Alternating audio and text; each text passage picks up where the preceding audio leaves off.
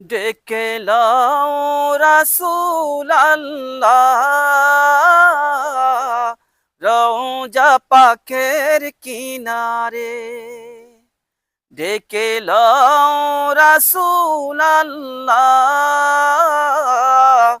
রওজা পাকের কিনারে।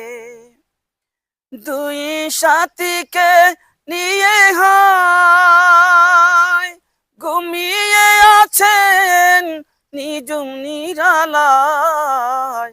দুই সাথীকে নিয়ে হয় ঘুমিয়ে আছেন নিজুম নিরালায়।